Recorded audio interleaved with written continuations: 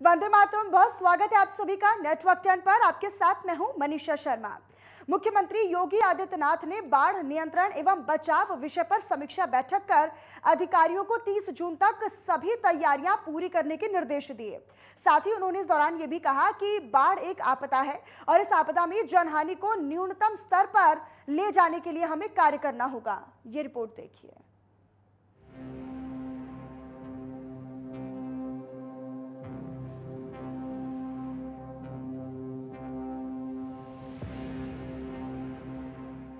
उत्तर प्रदेश में मानसून से पहले यूपी सरकार एक्शन में है। इसे लेकर मुख्यमंत्री योगी आदित्यनाथ ने बाढ़ नियंत्रण को लेकर तैयारियों की समीक्षा बैठक की। इस बैठक में जल शक्ति मंत्री स्वतंत्र देव सिंह, मुख्य सचिव दुर्गा शंकर मिश्रा समेत कई बड़े अधिकारी मौजूद रहे। वहीं बाढ़ प्रभावित जिलों के अधिकारी भी इस बैठक में वीडियो कॉन्फ्रेंसिंग के जरिए शामिल हुए। मुख्यमंत्री योगी आदित्यनाथ ने बुधवार को बाढ़ नियंत्रण एवं बचाव विषय पर समीक्षा बैठक कर अधिकारियों को 30 जून तक सारी तैयारियां पूरी करने के निर्देश दिए। हमें जिला आपदा प्रबंधन योजना तैयार करके उसके प्रशिक्षण के कार्यक्रम को भी आगे बढ़ाना चाहिए। आप इसमें एसडीएमए और एनडीएमए के साथ भी सहयोग लेकर के इसका भी कार्यक्रम आगे बढ़ाना चाहिए, क्योंकि आपदा ये केवल बाढ़ ही नहीं है, और भी किसी भी प्रकार की आपदा का सामना कभी भी हमें करना पड़ सकता है। उन स्थितियों में एक प्रशिक्षित मैन पावर आपके पास हर जनपद में होना चाहिए, सभी 75 जनपदों में। मुख्यमंत्री योगी आदित्यनाथ ने कहा कि संवेदनशील तटबंधों का निरीक्षण किया जाए, जिलाधिकारी खुद इसकी निगरानी करे और संवेदनशील जगहों पर खुद पुलिस के वरिष्ठ अधिकारियों को साथ लेकर निरीक्षण करे। सामान्य तटबंधों का एसडीएम डिप्टी एसीपी के साथ निरीक्षण करे। सीएम ने कहा कि बाढ़ के दौरान ड्रोन से सर्वे किया जाए। बैठक के दौरान सीएम योगी ने 30 जून तक सारी तैयारियां कर ली जाए। आमतौर पर यूपी में 15 जून तक मानसून दस्तक दे सकता है। सीएम ने कहा कि प्रदेश में पहले 26 जिले अति संवेदनशील की श्रेणी में आते थे। प्रभावी ढंग से योजना बनाकर कार्य किया गया, आज उसका परिणाम सामने है। नदियों को चैनलाइज किया जाए। मुख्यमंत्री ने कहा कि इसमें सबसे बड़ी जिम्मेदारी सिंचाई विभाग की आएगी।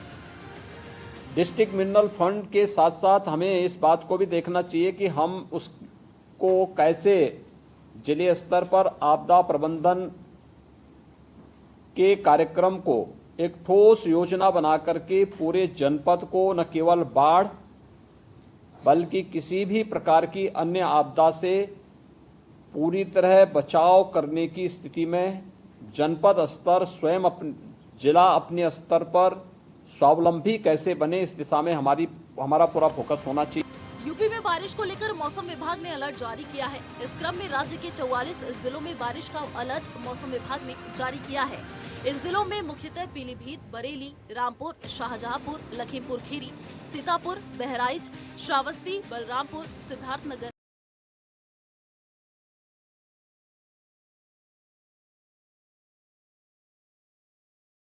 Report network 10।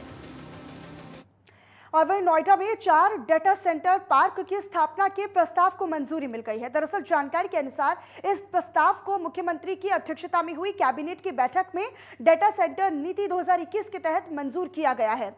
आपको ये भी बताएं कि नीति के तहत विभिन्न निवेशकों से 15,950 करोड़ रुपए से भी ज्यादा के निवेश से 4 डेटा सेंटर पार्क की स्थापना की जाएगी, जिनमें अडानी एंटरप्राइजेस लिमिटेड परियोजना की 1 और 2 के तहत 5,129 करोड़ रुपए का निवेश किया जाएगा, जिससे कि 2,200 युवाओं को रोजगार मिलेगा। वहीं messrs NIDP developers private limited greater Noida में 9,134.90 करोड़ रुपए का निवेश करेगी, जिससे कि 1,450 लोगों को रोजगार मिल सकेगा, जिससे लगभग 4,000 व्यक्तियों को प्रत्यक्ष और अप्रत्यक्ष तरीके से रोजगार प्राप्त होंगे। वहीं सूचना विभाग के प्रेस रिलीज में फैसले के बारे में जानकारी देते हुए अपर मुख्य सचिव औद्योगिक विकास अरविंद कुमार ने बताया कि सोशल मीडिया, बैंकिंग, खुदरा, स्वास्थ्य सेवा, यात्रा, पर्यटन और अन्य ट्रांजैक्शंस में बहुत अधिक डाटा उत्पन्न होता है, जिसके संग्रहण के लिए डाटा सेंटर का उपयोग किया जाता है। जिसके चलते डाटा सेंटर क्षेत्र की महत्ता को मद्देनजर रखते हुए राज्य सरकार जनवरी 2021 में उत्तर प्रदेश डाटा सेंटर नीति अनुसूचित की है।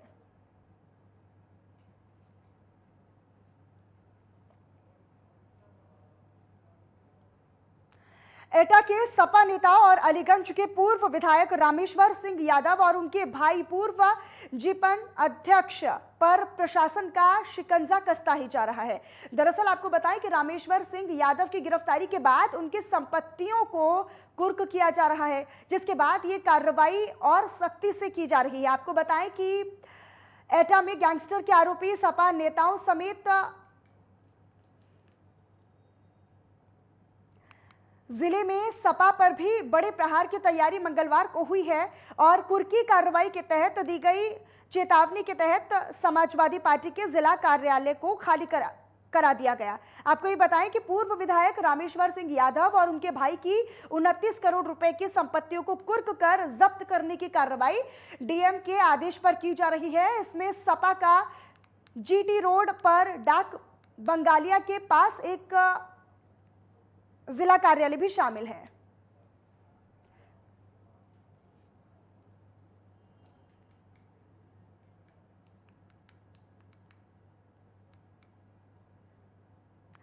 मुरादाबाद से अगली खबर आपको बताएं, जहां पर रेल यात्रियों के सफर को सुगम और आसान बनाने के लिए और समय से ट्रेनों के संचालन के लिए रेलवे की तरफ से काफी तेजी के साथ रेल खंडों पर कार्य किए जा रही हैं और इन्हीं कार्यों का जायजा लेने के लिए उत्तर रेलवे के जीएम आशुतोष गंगल मुरादाबाद पहुंचे और उन्होंने मुरादाबाद रेलवे मंडल के कोटद्वार, नजीबाबाद, गजरौला रेलखंड का निरीक्षण किया और साथ ही चल रहे कार्यों का जायजा भी लिया और रेलवे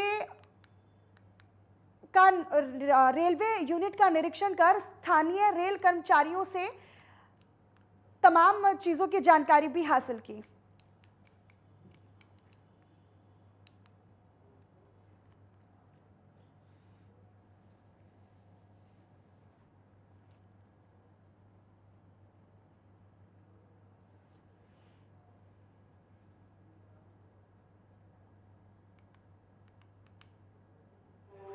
आज मैंने मंडल रेल प्रबंधक और उनके अन्य सहयोगी और हेडक्वार्टर से जो वरिष्ठ अधिकारी हैं उनके साथ कोटद्वार से लेके नजीबाबाद और फिर मुअज्जमपुर से लेके बिजनौर होते हुए गजरौला इस रेलखंड का निरीक्षण किया। इन दोनों रेलखंडों में स्पीड जो चल रही है वो कोटद्वार नजीबाबाद में 50 kmph है और मुअज्जमपुर से लेके गजरौला के बीच में पहले 50 होती थी, उसको हमने अपग्रेड कर दिया, 100 हो गई है स्पीड। लेकिन स्टेशंस में अभी भी जो स्टेशन एरिया में अभी भी 50 की स्पीड चल रही है क्योंकि उसमें सिग्नलिंग का अपग्रेडेशन होना है। उस सिग्नलिंग अपग्रेडेशन का कार्य हम लोगों ने इरकॉन को दिया है, इरकॉन ने आगे उसको कॉन्ट्रैक्ट कर दिया है। मुरादाबाद में कावड़ यात्रा को लेकर प्रशासनिक और पुलिस अधिकारियों ने कावड़ रूट का निरीक्षण किया। दरअसल आपको बताएं कि जिलाधिकारी Shailesh Singh, SSP Hemant Kuthiyal, SP city Akhilesh Bhadauria समेत कई और अधिकारियों ने पैदल साइकिल रैली कर साइकिल चलाते हुए मुरादाबाद से कांठ तक निरीक्षण किया। आपको ये भी जानकारी दें कि इस दौरान जल लेकर हरिद्वार से कांवड़िए इसी रोड से वापस आते हैं। प्रशासनिक अधिकारी भी निरीक्षण में शामिल रहे।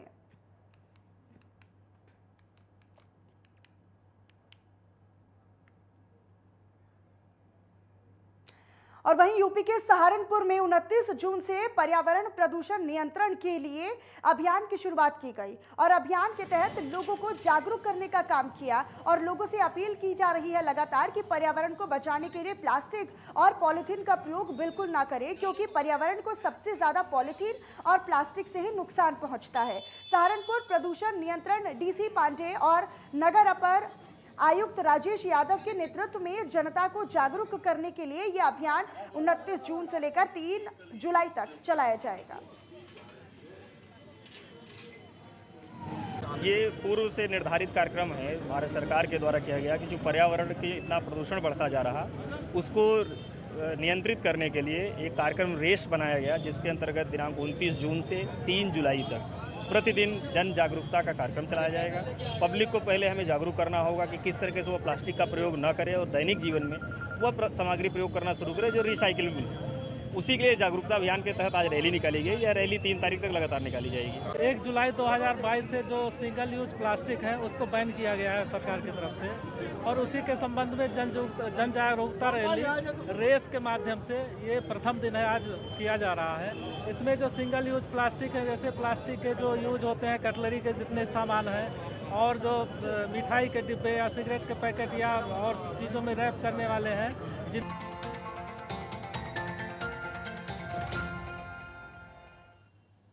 और चलिए ब्रेक के बाद एक बार फिर से आप सभी का स्वागत है। रुक करते हैं कुछ और खबरों की तरफ। नोएडा प्राधिकरण लगातार अवैध अतिक्रमण के खिलाफ अभियान चला रहा है और इसी के तहत नोएडा प्राधिकरण की टीम बुलडोजर के साथ सेक्टर 81 मेट्रो स्टेशन के पास बने अवैध कॉलोनी को ध्वस्त करने पहुंची। इसी दौरान प्राधिकरण की टीम को देखकर आसपास के लोग भी इकट्ठा हो गए और प्राधिकरण के खिलाफ जमकर नारेबाजी शुरू कर दी, जिसके बाद प्राधिकरण की टीम को बुलडोजर के साथ वापस लौटना पड़ा।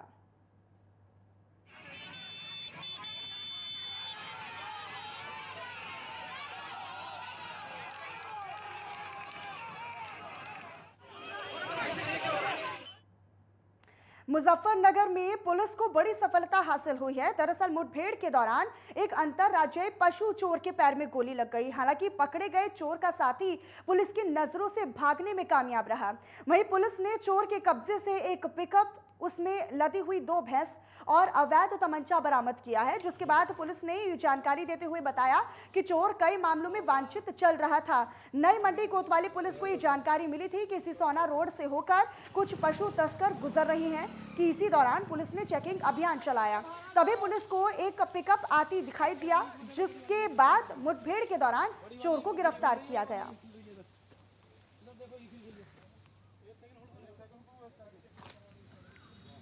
ये आज कोतवाली पुलिस को, मंडी पुलिस को सूचना मिली थी, कोतवाली मंडी पुलिस को, कि एक गैंग है जो पशु चोर हैं, तस्कर हैं, पशु तस्कर हैं। उन्हीं की आज सूचना पे कोतवाली पुलिस ने, जो कोतवाली मंडी पुलिस है, उसने अपनी जो टीम थी वो चेकिंग के लिए लगाई थी। और जैसे ही ये गाड़ी जो कि पिकअप गाड़ी है वो आती हुई दिखाई दी तो मंडी पुलिस ने उसको रोकने का प्रयास किया। जो बागो वाली रोड है उसमें जो 2 बदमाश थे उन्होंने पुलिस के ऊपर जानलेवा फायर किया और फायर करते ही जैसे पुलिस ने उनको घेरा तो रजभाई की पटरी पर भागे और वहां पर पुलिस से मुठभेड़ हुई। मुठभेड़ में जवाबी कार्रवाई में एक बदमाश को गोली लगी है। और वहीं बुलंदशहर में 20-20 हजार रुपए के इनामी बदमाशों से पुलिस की मुठभेड़ हुई। वहीं जानकारी के मुताबिक सियाना पुलिस टीम थल तिराहे पर चेकिंग कर रही थी कि इसी दौरान बाइक पर सवार 2 संदिग्धों को पुलिस ने रोकने की कोशिश की तो बदमाशों ने पुलिस पर ही उल्टा फायरिंग कर दी, जिसके बाद जवाबी कार्रवाई में गोली लगने से 2 बदमाश घायल हुए।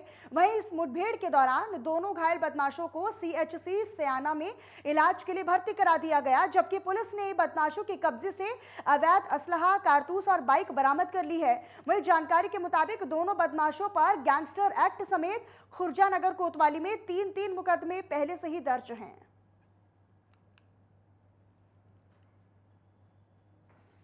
सयाना पुलिस कल रात में अपने संदिग्ध व्यक्तियों की चेकिंग कर रही थी। चेकिंग के दौरान 2 व्यक्ति आते हुए दिखाई दिए। उनको रोकने का प्रयास किया गया तो वो भागने लगे और पुलिस पर फायर कर दिए। काउंटर फायरिंग में पुलिस द्वारा वो घायल हो गए, उनके पैर में गोली लगी है, इन्हें अस्पताल भेजा गया है और उनका इलाज कराया जा रहा है। जब उनसे पूछताछ की गई पता लगा कि वह 20-20 हज़ार रुपये के इनामी हैं जो खुर्जा नगर में गैंगस्टर के मुकदमे में वांछित थे।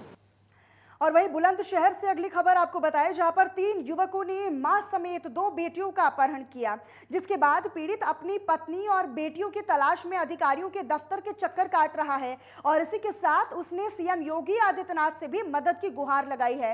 दरअसल आपको बताएं कि चोला थाने में पुलिस ने गुमशुदगी का केस दर्ज किया था। SP सिटी ने गुमशुदगी को FIR में तब्दील कर अगवा मां बेटियों को बरामद करने के चोला थाना अध्यक्ष को निर्देश भी दिए हैं और साथ ही SP सिटी ने आरोपियों की गिरफ्तारी के लिए टीम का गठन भी किया है।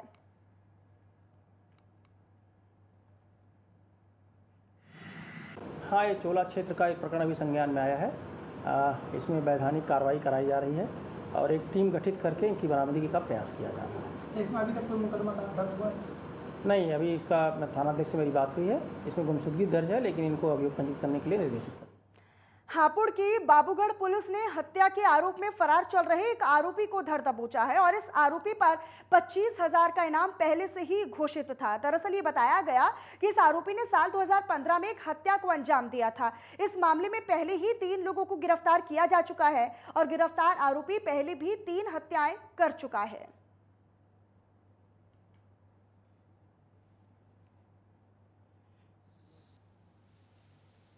पुलिस अधीक्षक हापुड़ महोदय के निर्देश के क्रम में जनपद में वांछित इनामी अपराधियों की गिरफ्तारी का अभियान चलाया जा रहा है। इसी क्रम में थाना बाबूगढ़ पुलिस द्वारा सन 2015 से वांछित चल रहे हत्या के आरोपी 25,000 के इनामिया अजीत उर्फ लाखन को गिरफ्तार किया गया।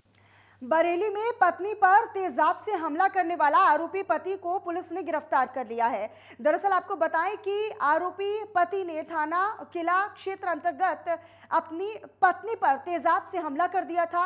आरोपी की गिरफ्तारी के बाद बरेली के एसपी सिटी रविंद्र कुमार ने पूरी जानकारी दी। के द्वारा एक तहरीर दी गई। तहरीर में इनके द्वारा बताया गया कि इनकी पुत्री का विवाह इसाक से लगभग 11 वर्ष पूर्व हुई थी। पति पत्नी में अक्सर लड़ाई झगड़ा होता रहता था और जो इनकी पुत्री थी उसके पति के द्वारा इनकी पुत्री को 3 तलाक दे दिया गया था और तब से लगभग 1 महीने पूर्व से इनकी जो बेटी थी इनके यहाँ रह रही थी। कल लगभग 12:30 बजे इसाक इनके घर आया और इनकी पुत्री को ले जाने की बात करने लगा। पुत्री के ले जाने की बात करने लगा और पुत्री के ऊपर पूर्व से जो लाए गए एसिड थे उसको चेहरे पे फेंक दिया गया, जिसके चलते उनका चेहरा जल गया। और जैसे ही थाना पुलिस को इसकी जानकारी हुई, पुलिस तत्काल प्रभाव से मौके पर गई और उनको इलाज के लिए जिला अस्पताल में भेजा गया, जहाँ पे उनका सहारनपुर जिले के चिलकाना थाना क्षेत्र के गांव तेलीपुरा में आकाशीय बिजली गिरी और आकाशीय बिजली गिरने से 2 घरों की छत फट गई। दरअसल बताया ये भी गया कि एक घर के लेंटर को ध्वस्त करते हुए आकाशीय बिजली दूसरे मकान के पार हो गई। बिजली गिरने से मकान में रखे कई उपकरण खराब हो गए, जिससे कि लाखों रुपए का नुकसान हुआ। हालांकि किसी के हताहत होने की कोई जानकारी नहीं मिली।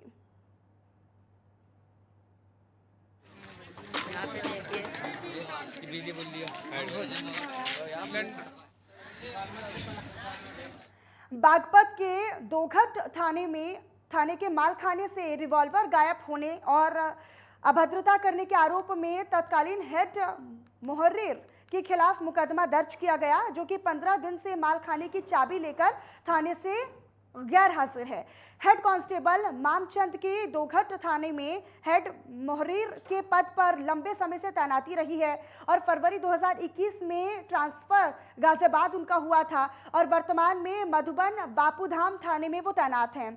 उसने अभी तक दोघट थाने के मालखाने का सामान दूसरे हेड मुहर्रिर को हैंडओवर नहीं किया है। कई पत्राचार करने के बाद 19 मई 2022 को दोघट थाने पहुंचकर उसने वर्तमान हेड मुहर्रिर को सामान हैंडओवर करना शुरू किया था। वहीं ग्राम भगवानपुर मौजीजाबाद के पूर्व प्रधान सुक्रमपाल पवार की मृत्यु के बाद उनकी लाइसेंसी रिवॉल्वर भाई देवेंद्र कुमार ने 24 नवंबर 2019 को तत्कालीन हेड मुहर्रिर मामचंद को सुपुर्द की थी। विरासत के आधार पर सुक्रमपाल के बेटे परीक्षित पवार के नाम रिवॉल्वर का लाइसेंस हो गया। परीक्षित 11 जून 2022 को अपने रिवॉल्वर लेने के लिए थाने पहुंचा।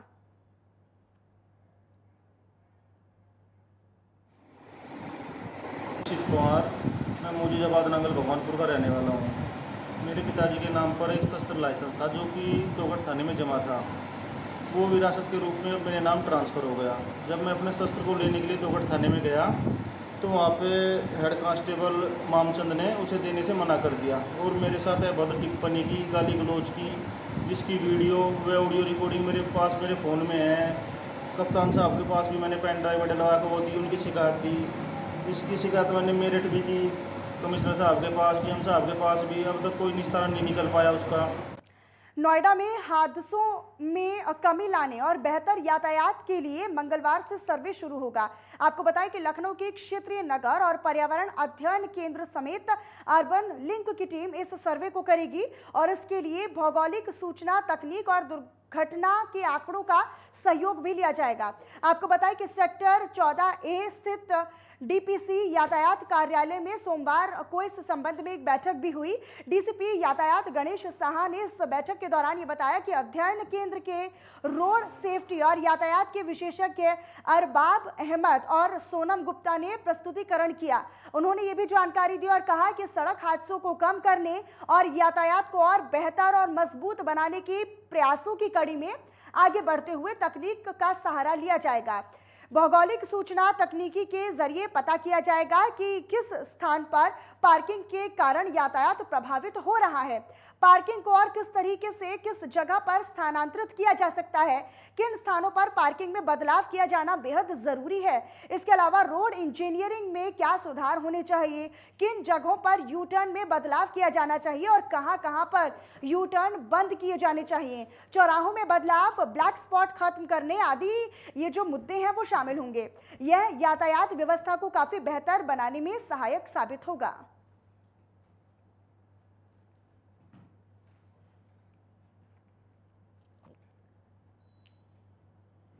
गौतम बुद्ध के यातायात व्यवस्था सुधार के लिए लगातार प्रयास जारी है।